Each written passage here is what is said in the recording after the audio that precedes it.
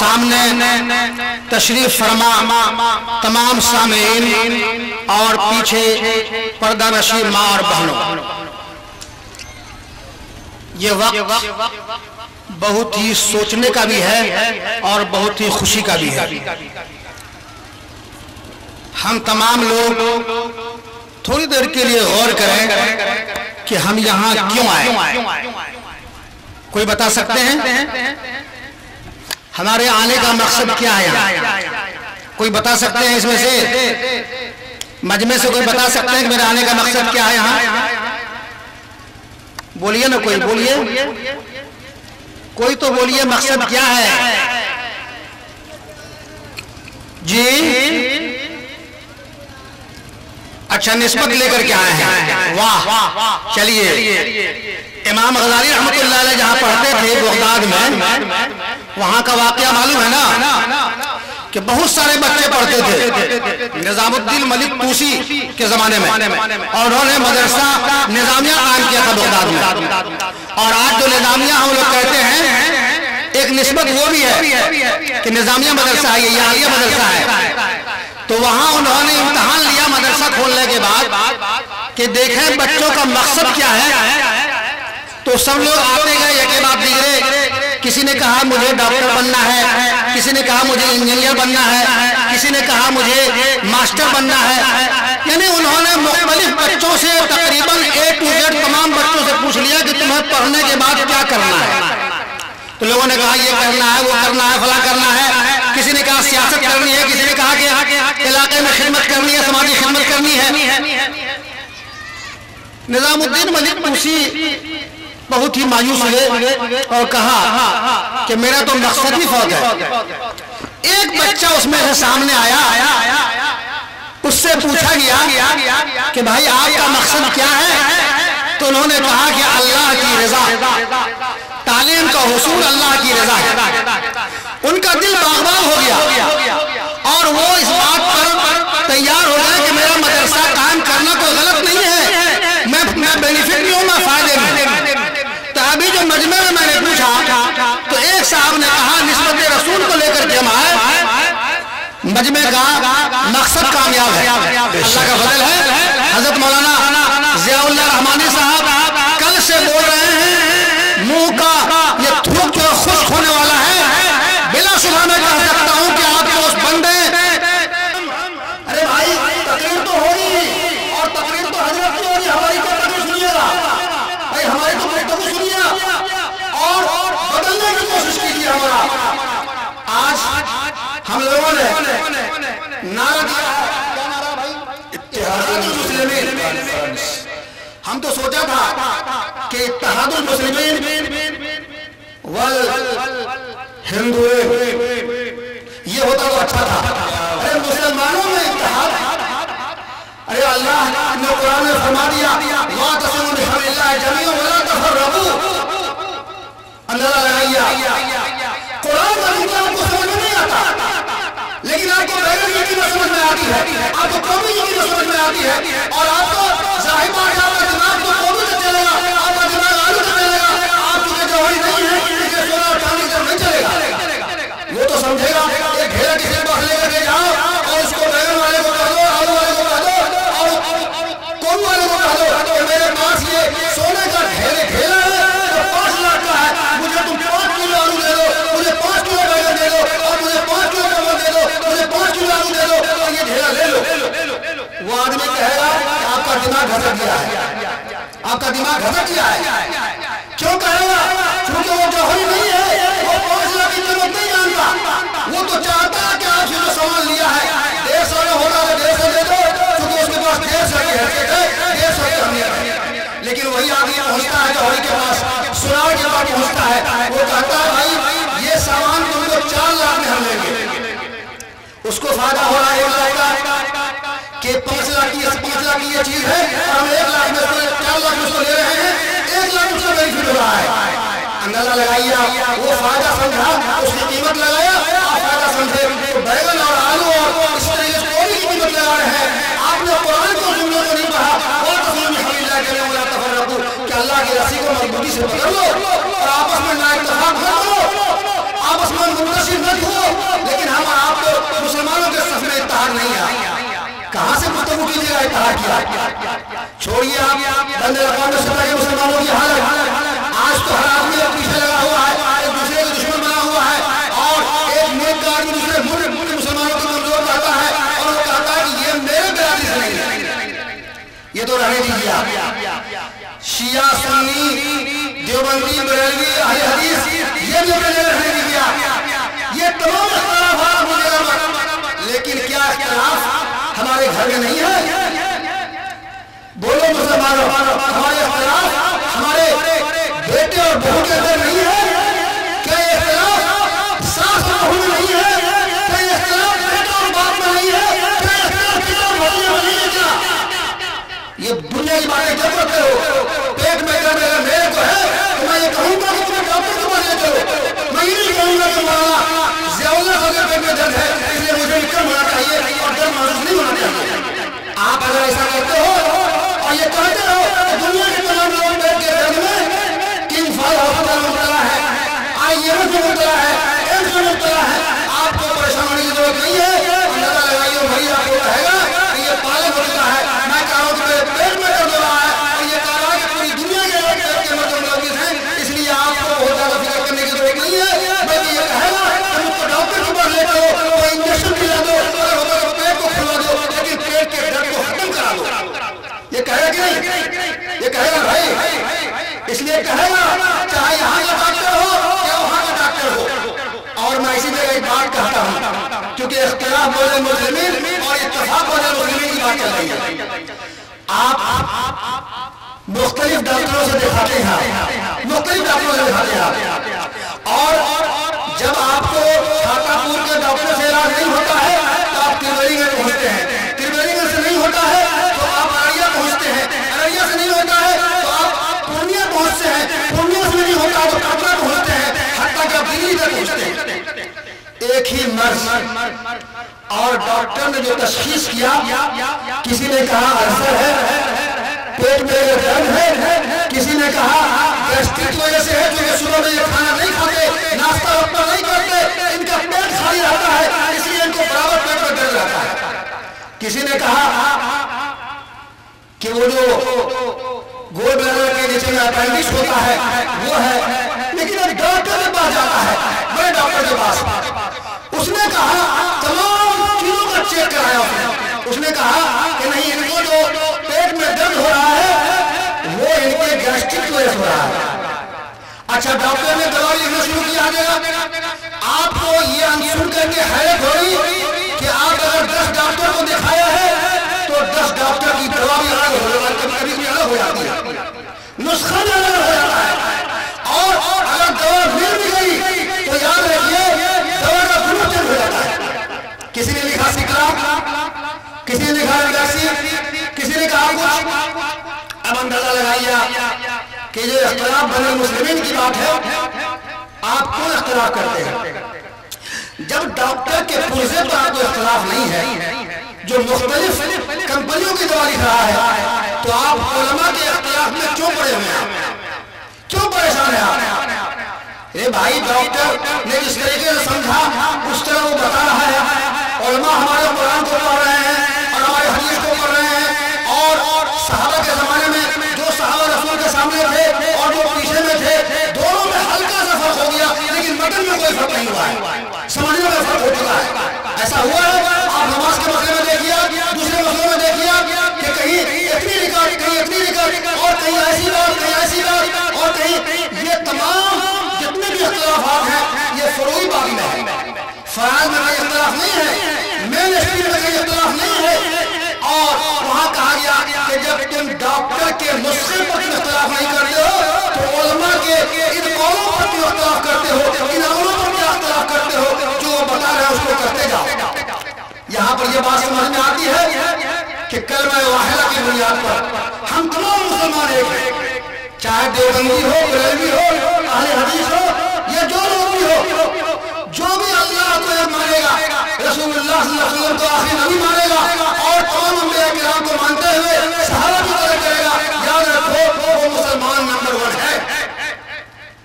اور مسلمانوں کا کام یہ ہے کہ وہ اختلاف سے بچے، انتشار سے بچے۔ اب اندازہ لگائیے کتنی بڑی بات ہے۔ اس لیے اختلاف کو ہرگز اپنے صفوں میں راہ مت دیجیے۔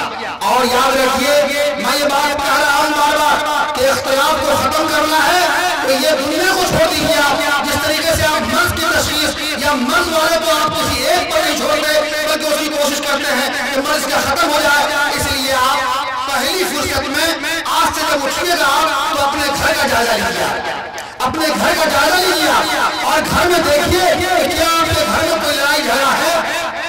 اگر نہیں ہے تو الحمدللہ، اور اگر ہے تو آپ غور کیجیے یہ جھگڑے کیوں ہیں۔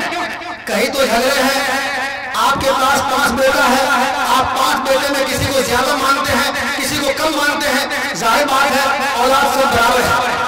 ہم محبت فطری ہو سکتے ہیں کسی زیادہ، بعض لوگ کہتے ہیں کہ چھوٹے بیٹے سے زیادہ محبت ہے، بعض لوگ کہتے ہیں بڑے بیٹے سے زیادہ محبت ہے، باقی بیٹوں سے جو ہے یہ معیاری کی محبت ہے، یہ تو ہو سکتی ہے، لیکن آپ اس کے کاموں میں یا اس کو جو کچھ دے رہے ہیں آپ اس میں تفریق نہیں کر سکتے ہیں۔ اس لیے اکابر نے لکھا ہے کہ اگر چھوٹے بچے 2 ہیں آپ کے پاس تو جب دونوں کے لیے ٹرافی لائیے تو یکساں ٹرافی لائیے، ایک طرح کی ٹرافی لائیے، دونوں کے لیے کپڑے لائیے ایک طرح کے کپڑے لائیے، دونوں کے لیے کوئی سامان لائیے ایک طرح کا سامان لائیے، تاکہ آپ کے گھر میں شروعاتی دور سے بچپن کے لائف سے اس کے ذہن میں کوئی اختلاف پیدا نہیں ہو، آپ کے بارے میں کوئی بدگمانی نہ ہو، آپ کے بارے میں بدگمانی نہ ہو۔ یہ بات اس لیے کہی جا رہی ہے کہ آپ کو اپنی بات کرنی ہے اور اپنی اصلاح کی بات کرنی ہے۔ یاد رکھیے اگر گھر کو آپ نے سنبھال لیا تو دنیا سنبھل جائے گی، اگر گھر کو آپ نے سنبھال لیا تو دنیا بدل جائے گی، اور اگر گھر کو آپ نے نہیں سنبھالا، آپ یہ کہتے رہے کہ دوسرا آدمی نمازی نہیں ہے، وہ مسجد نہیں آتا، دوسرے کے یہاں آپ اس کی کمزوریوں کو دیکھتے رہے، اس کے ساتھ لوگوں میں جھگڑا ہے، اس کے بیٹے باپ میں جھگڑا ہے، اس کے چچا بھتیجے میں جھگڑا ہے، اور اس کو آپ ٹھیک نہیں کر سکے، اس کو آپ کسی دن ملا نہیں سکے، اس میں آپ ہوا دے رہے ہیں۔ یاد رکھیں یہ عمل بہت ہی برا ہے۔ آپ کو ان کو دیکھنے سے پہلے اپنے گھر کا جائزہ لینا ہوگا، ہمارے گھر میں اتحاد ہے کہ نہیں ہے۔ اگر اتحاد ہے تو الحمدللہ، اور اگر نہیں ہے تو آپ کو آج سے یہ بات کرنی ہوگی کہ ہمارے بہو کے اندر اختلاف پیدا نہ ہو۔ میں یہ پوچھنا چاہتا ہوں آپ سے کہ آپ غور کیجیے کہ کیا آپ کے گھر میں ساس بہو کا جھگڑا کیوں ہے؟ اس کی بنیادی وجہ یہ ہے کہ جس دن وہ بہو آپ کے یہاں آتی ہے، آپ کے یہاں جو بیٹی بیٹھی ہوئی ہے وہ بیٹی اس کے اوپر حاکم بن جاتی ہے۔ یہ بیٹی جو آپ کی ہے اور اس کو آپ رکھ نہیں سکتے پر زندگی، اس کو آپ بالغ ہونے کے بعد آپ کو شادی کرنی ہے اور دوسرے گھر کے مالک اس کو بنانا ہے، اور جب یہ بات طے ہے آپ کو تو آپ دوسرے کے بہو کو لا کر کے اپنے گھر میں نوکرانی چھوڑیے گا۔ آپ یاد رکھیے وہیں سے شروعات ہوتی ہے اور وہیں سے ساس کے بارے میں بدگمانی پیدا ہوتی ہے، اور اندازہ لگائیے آپ وہ جو نند ہے اس نند کے بارے میں نند کے دل میں پیدا ہوتا ہے کہ یہ تو دوسرے گھر کی بیٹی ہے، میرے یہاں رانی نہیں بن سکتی ہے، رانی تو میں اپنے گھر کی میں خود رہوں گی۔ یاد رکھیے کہ اگر ایسا ماحول ہوگا تو ساس بہو کا جھگڑا آپ ختم نہیں کر سکتے ہیں۔ اس لیے میری ماں اور بہن بھی سن رہی ہے، پہلی فرصت میں آپ دوسرے کے بیٹی کو جو اپنا بہو بنائیے اس کو آپ بیٹی سے تصور کر لیجیے، جھگڑا ختم۔ اگر آپ نے اس کو ایک طرح بیٹی کہہ لیا تو میں آپ کو دعوے کے ساتھ کہہ سکتا ہوں کہ وہ بہو آپ کو روزانہ پیر دبائے گی، اپنے ساس کو روزانہ پیر دبائے گی۔ لیکن آپ نے اگر اس کو سمجھنا شروع کر دیا یہ تو میری بہو ہے، دوسرے کی بیٹی ہے، میری بیٹی ہے، تو یاد رکھیے آپ کا بھی ایک دن موت آنی ہے، ان کو بھی ایک دن موت آنی ہے، اور یہ آخر تک یہ قضیہ سنبھل نہیں سکتا ہے۔ اور یاد رکھیے دوسرے کی بیٹی آپ کے یہاں مالکن بنے گی، آپ کے یہاں ذمہ دار بنے گی، آپ تو بوڑھے ہوں گے تو قبرستان جائیں گے، کہنا تو ان کو بھی ہے لیکن ان میں بھی غم ہے، لیکن نہ جانے اللہ کو کب لے جانا اس کو یہ آپ کو پتہ نہیں ہے۔ اس لیے گھر کی شروعات آپ کیجیے کہ بہو کو بیٹی بنائیے اور بیٹی کو اس کے اوپر حکومت کرنے میں دیجیے، بلکہ اس کو کہیے کہ اس کی تقریم تمہارے لیے ضروری ہے۔ آج وہی بہو جو ساس سے ناراض، سسور سے ناراض، ایک دن ناراضگی، 2 دن ناراضگی، 3 دن ناراضگی، 5واں دن وہ برداشت کرنے کے باوجود اپنے شوہر سے کہنا پھرتی شروع کر دیتی ہے کہ آپ جس گھر میں مشکل ہے، آپ کا باپ اس کو بیٹی تصور کرنے کو تیار نہیں، آپ کی ماں مجھے بیٹی تصور کرنے کو تیار نہیں، اور میں ہر ہمیشہ نوکرانی کی طرح کام کر رہی ہوں۔ اندازہ لگائیے وہ بیٹا ٹھیک ہے، ہو سکتا ہے آپ کا لائق من بیٹا ہو، آپ کا ادب معدب بیٹا ہو، لیکن ایک دن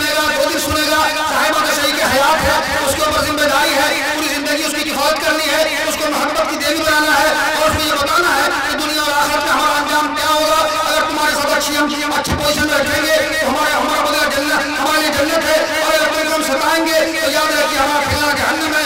और एक बीवी वजह से वो जहन्नम में जा सकता है, एक बीवी शौहर की नाफरमानी की वजह से बीवी भी जहन्नम में जा सकती है। अंदाजा लगाइए, एक दिन हुआ, 2 दिन हुआ, 3 दिन हुआ, उसके बाद बेटा आपसे बिगड़ेगा, और बेटा जब बिगड़ेगा तो बाप और बेटे में झगड़ा शुरू हो जाएगा। क्या हम और आप इस बात का ठेका लेते हैं, इस बात की गारंटी लेते हैं कि हम अपने घरों को संभालेंगे इंशाअल्लाह? इंशाअल्लाह अगर ये बात हो जाए, भाई भाई का झगड़ा खत्म हो जाए, तो क्या सुपौल का कोर्ट खाली होगा कि नहीं होगा? छातापुर में कोर्ट है, जमीन का झगड़ा यहाँ हल होगा कि नहीं होगा? हजमा सगीर साहब जाएंगे कि नहीं? हम लोग मौलाना ज़ियाउल्लाह साहब मशवरा करेंगे कि नहीं? मौलाना अब्दुल मतीन साहब मशवरा करेंगे कि नहीं? उससे ही मामला फंसेगा कि हमारा शरीयत लिखेंगे हमारा। तो क्या अगर इत्तेहाद पैदा हो जाए घर में, तो खाना बनेगा तो मशवरे के साथ, बहू आएगी कि अम्मा जान आज क्या खाना बनेगा, और अगर मशवरे से काम किया जाए तो बेटा आएगा कि ईद और बकरीद में किस तरह का कपड़ा बनेगा, किसका कितना कैसे बनेगा, ये तमाम बातें सामने में आ जाएगी। और भाई भाई का अगर इख्तिलाफ खत्म हो जाए तो याद रखिए फूल बरसे जाएंगे और फूल खिलेंगे, और समाज में उस समाज की हैसियत ये होगी कि ये कहा जाएगा कि ये इस्लामी घराना है, ये मुसलमान का घर है, कि मुसलमान से किसी को तकलीफ नहीं पहुंच सकती है। और अगर तकलीफ पहुंचे तो आप याद रखिए इत्तेहाद बैन मुस्लिमीन का पर्चा लगाए हुए हैं। आप एक घर में अगर 5 अफराद हैं तो 5 उंगली के बराबर आपको रहना होगा। किसी को कंगुलिया उंगली बननी पड़ेगी, किसी को ये उंगली बननी पड़ेगी, किसी को ये बनना पड़ेगा, किसी को ये बनना पड़ेगा, किसी को ये बनना पड़ेगा। अगर आपने इसी उंगली को बराबर कर दिया, इसी को बराबर कर दिया, तो याद रखिए उसमें इत्तेहाद पैदा नहीं हो सकता। उसमें आप उसमें बराबरी अगर कर लिया आपने, तो बराबरी इस दर्जे में है कि कोई इंसान किसी से कमतर नहीं है। लेकिन याद रखिए बाप की कदर अपनी जगह पर, माँ की कदर अपनी जगह पर, बीवी की कदर अपनी जगह पर, छोटे भाई की कदर अपनी जगह पर, और जो अपने लिए पसंद करो वो दूसरों के लिए पसंद करो। इस उसूल को अपनाएंगे तो इंशाअल्लाह घर में मोहब्बत की फिजा बन जाएगी। और इस फिजा को कायम करने के लिए आपको इसका सिरा मिलाना पड़ेगा कि अपने घर को तालीमी समाज बनाना पड़ेगा, तालीम का माहौल बनाना पड़ेगा। आपको ये देखना होगा, अगर मैं इसी दरमियान में एक बात पूछूं आपसे तो तमाम लोगों के मुंह लटक जाएंगे। अभी मैंने जब पूछा था तो सब लोग हक्का बक्का रह गए, मौलाना क्या पूछ दिया। अगर मैं पूछूं एक बात कि मजमे में जितने लोग हैं, खड़े जितने लोग हैं, सही दिल पर हाथ रखिए कि किनका बच्चा, और मेरी माँ और बहन पीछे सुन रही है, किसकी बहू और बेटी रात में 9 बजे के बाद जब माँ और बाप बिस्तर पर जाता है और बेटी जब घर जाती है या बहू जब घर जाती है, वो ये समझे कि मैं अपने सास की खिदमत करके आती हूँ, तब मैं आपके पास रहूंगी और सास की खिदमत जरूरी है। या बेटी कहे कि मैं माँ की खिदमत करके आती हूँ, फिर अगर उसका शौहर आया हुआ है उसके साथ रहे, और अगर नहीं शादी हुई है ये कहे कि माँ की खिदमत जब तक नहीं करेंगे उस वक्त तक हम बिस्तर पर नहीं जाएंगे। और बेटा ये कहे मैं बाप की खिदमत करके, मैं बाप का पैर दबा करके आऊंगा, तभी मैं सोऊंगा और तभी मुझे बिस्तर पर नींद आएगी। कितना घर है? आप हाथ उठाइए तो कितने लोग हैं जिसका बेटा, कितने लोग हैं भाई? उठाइए, बड़ी खुशी की बात है, बेटा पैर दबाता है। अरे नौजवान बोलो ना यार, कौन नौजवान बाप की खिदमत करते हो? अरे नौजवान के लिए चमेटा है ये, अगर नहीं करते हो तो यार याद रखो, इंजीनियर बन जाओ, डॉक्टर बन जाओ, मेडिकल पास कर लो, मौलाना बन जाओ, हाफिज बन जाओ, लेकिन अगर बाप की कदर नहीं किया, माँ की कदर नहीं किया तो तुम क्या समझोगे? अरे जिस माँ के कदमों के नीचे जन्नत है तो क्या जन्नत खरीदना चाहते हो नौजवानों? क्या जन्नत खरीदना चाहते हो? बोलो ना भाई, इसी मजमे में खरीदो जन्नत। अरे जन्नत तो आखिर में, लेकिन खरीदने का यही सौदा होता है, ये दुनिया में सौदा होता है।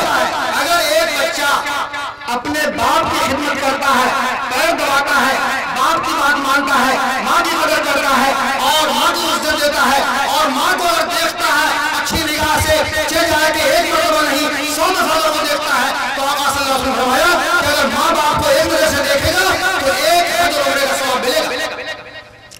और जिसने माँ को खुश कर लिया और अगर 100 दफा देख लिया उसने दिन में तो 100 उम्र का सवाब मिलेगा। है तशरीफ फरमाइए आप पर। और अगर आपने माँ बाप को खुश करके दुनिया में गुजार दिया तो दीन और दुनिया दोनों बन जाएगी, है ना भाई? इसलिए जन्नत खरीदने का वादा करो। हाथ उठाओ जवानों, अरे खड़े हो, हाथ उठाओ भाई कि माँ बाप کی خدمت کریں گے، تقریر کرانے سے کام نہیں چلے گا، تقریر سنتے رہ جاؤ گے، نسخہ لکھواتے رہ جاؤ گے ڈاکٹروں سے، لیکن دوا نہیں کھاؤ گے تو کامیاب نہیں ہوگے۔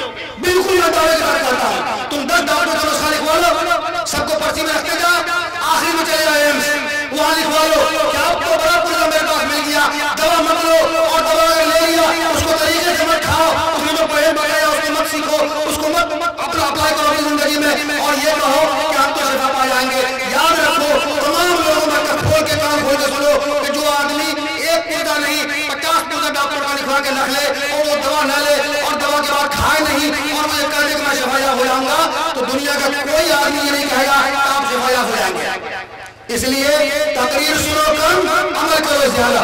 اس لیے یاد رکھو، اور اتحاد بین المسلمین کی ایک مثال میں آپ کو پیش کروں کہ یاد رکھو جو آپ کے اندر اتحاد پیدا ہوا، اور اتحاد کیا صرف مسلمانوں میں اتحاد ہو رہی ہے، ارے ہم وطن بھائی ہیں، اگر آپ کے باپ کے دوست ہیں تو وہ بھی آپ کے چچا ہیں۔ یہ کہاں کہا گیا کہ عبداللہ ہی آپ کا چچا ہے؟ ارے رام پرکاش ہے وہ بھی آپ کا چچا ہے، اور کہا گیا کہ اگر والد کا انتقال ہو گیا اور دل میں ایک الگ رہ گیا کہ میں نے والد کی قدر نہیں کیا، میں نے والد کی خدمت نہیں کیا، تو کہا گیا اپنے چچا کو پہچان لو، اپنے ان کے دوست کو ملنے والے لوگ ہیں اگر وہ بھی نہیں ملتے ان کو پہچان لو کہ بھائی اگر یہ بھی نہ ملے تو جو پڑوسی کے لوگ ہیں تو ان سے ملتے تھے، چاہے عبداللہ صاحب ملتے تھے، رام پرکاش جی ملتے تھے، رام کشور جی ملتے تھے، اور وہ کھولو تم دنیا میں وہ کہاں ہیں، اور ایسے لوگوں کی قدر کرو۔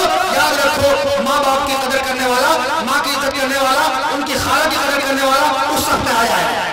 جو ماں کے بہن پر لوگ ہیں اس کی قدر کرو کھول کر کے، اس کی خدمت کرو کھول کر کے۔ یاد رکھو ماں کے انتقال کے بعد تم کو قلب نہیں ہونا چاہیے، کیونکہ ماں کی بدلے تم خالہ کی خدمت کر رہے ہو، بچی کی خدمت کر رہے ہو، ایسے طریقے سے بغیر جو پڑوسن ہے ان کی خدمت کر رہے ہو۔ یاد رکھو اگر ایسا کر لیا تو میں وعدے کے ساتھ، میں دعوے کے ساتھ کہتا ہوں کہ آپ ماں کی خدمت کیا، اور اگر باپ کے ملنے جلنے والوں کی قدر کیا تو یاد رکھیے ماں چونکہ والد چونکہ گزر گئے اور والد کے بعد کوئی والد آنے والے نہیں ہیں، تو یاد رکھو ان کے جو دوست ہیں، ان کے جو ملنے والے لوگ ہیں، ان کے اگر آپ نے خدمت کیا تو اسی کی خدمت کے برابر آپ کو ثواب ملے گا، ہے نا بھائی؟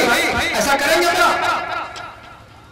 ایسا کریں گے آپ؟ اب میں آپ سے یہ بات کہوں کہ بھائی جو تقریر ہوئی اس پر عمل کریں گے آپ؟ ہاتھ اٹھائیے تو، اور یاد رکھیے ایک فائدہ بتا دیتا ہوں، چونکہ پرچی میں دیکھتا نہیں ہوں لیکن سمجھ جاتا ہوں، تو بہرحال یہ اچھی بات ہے، کوئی خراب بات نہیں ہے، چونکہ ہمارے بہت اچھے مقرر ہیں اور الحمدللہ قدر کریں گے ان کی ہم لوگ، میں بھی اسی صف میں ہوں کہ میں ان کی قدر کروں گا انشاءاللہ۔ دیکھیے اتحاد کو بچانا ہے اور اختلاف سے بچنا ہے۔ یاد رکھیے آپس کے رشتوں کو قائم کیا، اور اللہ نے فرمایا وَاتَّقُوا اللَّهَ الَّذِي تَسَاءَلُونَ بِهِ وَالْأَرْحَامَ، رشتہ داروں سے آپ اچھا سلوک کیجیے، رشتہ داروں کی شکایت سے بچیے۔ آپ تو کھانا خصی کا گوشت اور بغل میں خشک روٹی نہیں مل رہی ہے، آپ کا بیٹا مچھلی بنا رہا اور وہ چھاتا پور جاتا ہے اور وہاں سے ڈیلی مچھلی لے کے آتا ہے، گوشت لے کے آتا ہے، لیکن بغل میں ایک آدمی بستر الگ کرا رہا ہے اور اس کے پاس پیسے نہیں ہیں اور اس کے پاس ابھی آپ پوچھنے کو نہیں جا رہے ہیں کہ کس وجہ سے آپ گھر پڑے ہوئے ہیں۔ یہ گوشت اور یہ مچھلی کام نہیں دے گیا، بلکہ آپ گوشت کے اندر کمی کر کے اس پیسوں کو بچا کر کے جن کے گھر میں چولہا نہیں جل رہا ہے، جن کے گھر میں پریشانی ہے، ایسے لوگوں کو دیکھنا آپ کے اوپر ضروری ہے اور فرض ہے۔ یاد رکھیے آپ کو ایسے لوگوں کی قدر کرنی چاہیے، اور یاد رکھیے جب کوئی مریض ہو کے درمیان میں یہ اللہ کی طرف سے حکم ہے، اور اللہ نے فرمایا میں قیامت کے میدان میں تم سے پوچھوں گا، اور اللہ پوچھے گا قیامت کے میدان میں کہ میں مریض تھا، میں بیمار تھا اور تم نے میری عیادت نہیں کی۔ اللہ تعالیٰ سے یہ بندہ کہے گا اے اللہ آپ تو ہر چیز سے پاک ہیں، ہر چیز سے الگ ہیں، آپ کو اس کی حاجت کیا ہے؟ اللہ فرمائے گا میرا فلاں بندہ عبداللہ نام کر کے یا رام پرکاش نام کر کے وہ بیمار تھا، بستر الگ پر چلا رہا تھا، وہ ہاسپٹل میں چلا رہا تھا وہ، لیکن تم اس کے پاس نہیں گئے، اور اگر تم جاتے اس کے پاس تو اس کے شہر کے پاس مجھے پاتے۔ اللہ اندازہ لگائیے، ایک بھوکا سے اللہ پوچھے گا کہ میں بھوکا تھا، میں ننگا تھا، تم میرے کو کپڑا نہیں پہنایا، تم مجھے وہ کھانا نہیں کھلایا۔ یہ بندہ سے کہے گا آپ ان تمام چیزوں سے پاک ہیں، اس لیے آپ کو میں کہنا چاہتا ہوں کہ جب بھی کوئی فقیر آپ کے دروازے پر آئے آپ 200 روپیہ نہ دیں اور آپ اس کی تحقیق نہ کریں یہ کس پوزیشن میں ہے. آپ کو جو اوقات اللہ نے دیا ہے ایسے لوگوں کی قدر کیجیے, ایسے لوگوں کو دروازے سے لوٹائیے مت, واپس مت کیجیے اور اس کو خالی ہاتھ مت جانے دیجیے. اللہ تعالیٰ تعالیٰ پوچھے گا کہ میں بھوکا تھا تو نے مجھ کو کھانا نہیں کھلایا. یہ بندہ کہے گا آپ کو اس کی ضرورت نہیں ہے. اللہ کہے گا میرا بڑا بندہ بڑا مجبوری کی وجہ سے تیرے دروازے پر دستک دیا تھا لیکن تم نے اس کو کچھ نہیں دیا. اگر تم اس کو کچھ دے دیتے تو شہر کے پاس اس کے شہر رب کے پاس اس کے دل کے پاس مجھے پاتے اور تم ایسا پاتے گویا کہ مجھ کو تم مدد کر رہے ہو. یہ بڑی بات ہے اور یہ تمام چیزیں اللہ اور اللہ کے رسول کے کلام کو ہم لوگوں نے آپ دیکھ ہی رہے ہیں, اللہ قرآن شریف پڑھ رہے ہیں, اللہ حدیث سن رہے ہیں, ان تمام چیزوں میں الحمدللہ موجود ہے. صرف فرق یہ ہے کہ ہم لوگ اس پر عمل کرنے والے بن جائیں. اور یاد رکھیے اتحاد کو بچانے کے لیے آج نا اتفاقی کا زور ہے, بول والا ہے. ہر آدمی کہہ رہا ہے علماء گروپ میں مخالفت, کوئی کہہ رہا ہے دارالعلوم دیوبند کے ٹکڑے میں, کوئی کہہ رہا ہے علوم کے ٹکڑے میں, کوئی کہہ رہا ہے جمعیت علماء کے ٹکڑے میں. ارے اس کی طرف کیوں جاتے ہو, کیوں جاتے ہو؟ اور ابھی طرف میں کہتا ہے کہ تبلیغی جماعت دو ٹکڑے میں. ارے بھائی مولانا عمر صاحب پالن پوری کی ایک تقریر یاد ہے, میرے ٹھکانے میں سنایا تھا. وہ صبح کی تقریر میں بات بولتے تھے کہ آپس کے رشتوں کو استوار رکھو, آپس کے رشتوں کو درار برام رکھو. اور یہ کہا کہ اس میں کیوں پڑھتے ہو کہ کون آمین زور سے کہتا ہے, کون آمین آہستہ سے کہتا ہے, کون ہاتھ یہاں باندھتا ہے, کون ہاتھ یہاں باندھتا ہے, اور کون جو ہے اس طریقے سے ایک خبرمان کرتا ہے. کہا کہ اس میں کیا ضرورت پڑنے کی, ہم تو اس زمانے کے لوگ ہیں جس زمانے میں اللہ کے رسول کی حدیث ہے, تمام حدیثوں کو ہم کتاب میں پڑھنے سے بچ گئے اور مرنے میں دیکھ لیا کہ کون آدمی سب میں کس طرح کھڑا ہے, اور اس کو دیکھ لیا تو آپ کے ذہن میں ڈال دیا جائے گی کہ اللہ کے رسول کے زمانے میں یہ عمل بھی ہوتا تھا, یہ عمل بھی ہوتا تھا, اس میں اسلام میں پڑھنے کی کیا ضرورت ہے. اس لیے بڑوں کے ٹول مت رہو, یہ بڑے ہمارے لگے ہوئے ہیں کہ کئی روی تو ختم کریں گے. اور یہ یاد رکھیے یہ دارالعلوم دیوبند اس گدی میں بیٹھا ہوا ہے اسی کے لیے کہ کون آدمی غلط کر رہا ہے, کون آدمی صحیح کر رہا ہے. آپ تجارت نہیں, آپ کی تجارت نہیں کر رہا ہے بلکہ اللہ اور رسول اللہ کے احکام کو صحیح سیکورٹی پر وہ توڑ رہا ہے. اس لیے آج عام لوگوں سے میں درخواست کرتا ہوں, صرف دارالعلوم دیوبند کے استاد ہوں یا مفتیان ہوں, آپ کسی کے بارے میں کلام نہ کریں. ہو سکتا ہے کہ آپ نے کلام کیا تو آپ کے ایمان کے ساتھ ہونے کا اندیشہ ہو سکتا ہے. اس لیے آپ ان اختلافوں کے پیچھے مت دوڑیے, کام کیجیے وہی جو یہ اکابر بتاتے ہیں اور اس پر چلیے. یاد رکھیے اتحاد کو بتا کے چلنا ہے اور اختلاف پیدا نہیں کرنا ہے. جانوروں کے اندر اختلاف سنیے آپ کو واقعہ. ایک شیر تھا جنگل میں, وہ بہت ہی خونخوار شیر تھا اور وہ آیا تو اس جنگل کے تمام جانوروں کو ایک کرنا شروع کر دیا. اب ظاہر بات ہے اس جنگل میں گیدڑ بھی, اس جنگل میں بھیڑیا بھی, اس جنگل میں دوسرے جانور بھی. اب اس نے یہ طے کیا کہ تمام دن اگر تم لوگ اطمینان سے چاہتے ہو تو تمام دن ایک ایک شکار مجھ کو لا کے دیا کرو. اندازہ لگا کیا. اب ظاہر بات ہے ان لوگوں نے یہ میٹنگ کیا اختلاف کو ختم کرنے اور اتفاق کو پیدا کرنے کے لیے. یہ مثال بہت زبردست ہے. اس نے گیدڑوں کو بلایا, بھیڑیوں کو بلایا, چیتا کو بلایا, اسی طریقے سے اور بھی جانور ہوتا ہے چھوٹے چھوٹے جانور, ان کو بلایا اور اس نے ایک چھوٹا رستم ایک میٹنگ کیا کہ بھائی اگر یہ سلسلہ شروع رہا اور اس شیر نے روزانہ یہ شکار کیا تو ایک دن ایسا آئے گا کہ یہ جنگیں ہم سے خالی ہو جائے گا, کیا کرنا چاہیے. کہا کہ ہاں ہم لوگ اتحاد پیدا کریں اپنے صفوں میں, کوئی بات آج کے میٹنگ کی شیر کو جا کے نہیں بتاوے گا اور اس پر کاربن رہے گا. میٹنگ ہوئی کہ ایسا کریں ہم لوگ کہ 2-3 دن تک ان کو غذا پہنچاتے رہے. دیکھا کہ جو بیمار ہے, جو پریشان ہے, اور دیکھا کہ آفتاب میں ہے وہ ایسے جانوروں کو پکڑ پکڑ کے لے جاتا تھا اور شیر کے آگے میں کہہ دیتا تھا, وہ شیر کھا لیتا تھا اس کو اور بہت ہی خوش ہو جاتا تھا. ایک دن ایک گیدڑ پہنچا, اس نے آدھا گھنٹہ لیٹ کر دیا. اس نے یہ کہا کہ بھائی آج تم کو آدھا گھنٹہ لیٹ کیوں ہوا, مجھے بھوک لگ گئی اور مجھ کو پریشانی ہو گئی بہت زیادہ. کہا کہ سرتاج بادشاہ سلامت آپ ہی کے ایک بیانے سے تشریف لائے ہوئے ہیں اور انہوں نے جب میں آپ کے پاس آ رہا تھا تو انہوں نے مجھ کو روک لیا اور مجھ کو کہا کہ میں تمہارا شکار کروں گا, لیکن میں نے یہ کہا کہ نہیں میرے بڑے آقا جو ہے وہاں تشریف فرما ہے, میں تو شکار کے لیے ان کو جا رہا ہوں اور وہ میرا شکاری کریں گے. चुनांचे उसने आधा घंटा मुझको लेट कर दिया, मैं भाग करके आपके पास आया। उस शेर को जज्बात में गुस्सा आया, उसने कहा अच्छा इस शहर में, इस जंगल में कोई मेरा अपोजिट में आ गया है? उसने कहा हाँ आ गया है। कहाँ है वो? एक जंगल में एक नदी बह रही थी, उसके ऊपर एक पुल था, जाहिर बात है पानी बहुत ज्यादा था उसमें। उस गीदड़ ने ये कहा, उसके दिमाग का दांत ये हमारा, उसने कहा कि वो उस पुल पर आता है, वहां बैठा रहता है जहां हम लोग क्रॉस करते हैं। ये जंगल में वो नदी में उस शेर को ले गया, उसने कहा चला जाएगा, अब वहां देखिए उसको खत्म कीजिए, नहीं तो आपको शिकार मिलने वाला नहीं है, कोई लोग लेता है।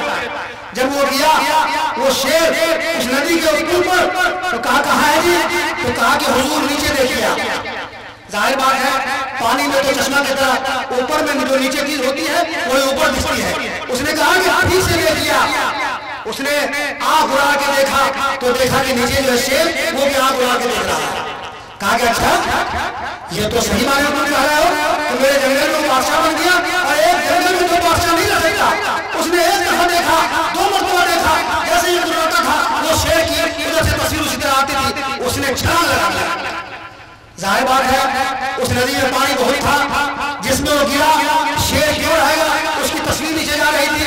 उससे गीदड़ ने चुटकी बजाया, कहा अल्हम्दुलिल्लाह कामयाबी मिल गई। और उसने कहा वो अंदर तो शेर मर गया। अब उसके बाद तमाम गीदड़ों के तमाम जानवरों की मीटिंग हुई कि देखा हम लोगों के इत्तेहाद की वजह से वो शेर चलना बना, अब वो शेर मर गया, और अल्हम्दुलिल्लाह हम लोग आज़ादी के साथ रहेंगे, आज़ादी के साथ रह रहे हैं। याद रखिए अगर ऐसा कोई समाज में कोई अपराधी पैदा हो जाए तो आपके दरमियान में खरफशां पैदा करे, तो याद रखिए इंसानियत की बुनियाद पर आपको इत्तेहाद का सबूत देना है। और याद रखिए मुसलमान मारा गया तो क्या, अगर हिंदू भाई मारा जाएगा तो जान की कीमत तो बराबर है, जान एक है और जान की कोई तफरीक नहीं है। कोई मारा जाए, चाहे मुसलमान मारा जाए या हिंदू का मारा जाए, अगर मुसलमान मारा जाए तो हिंदू का परेशान, और अगर हिंदू का मारा जाए तो मुसलमान का परेशान। याद रखिए मुसलमान और हिंदू भाई इंसानियत की बुनियाद पर सब लोग एक है। याद रखिए इसमें कोई कंप्रोमाइज नहीं करना है। हम तमाम लोगों से दरखास्त है अल्लाह तबारक व तआला हम लोगों को इत्तेहाद बैनुल मुस्लिमीन और इत्तेहाद बैनुल वतन और इत्तेहाद इस दुनिया में जो रह रहे हैं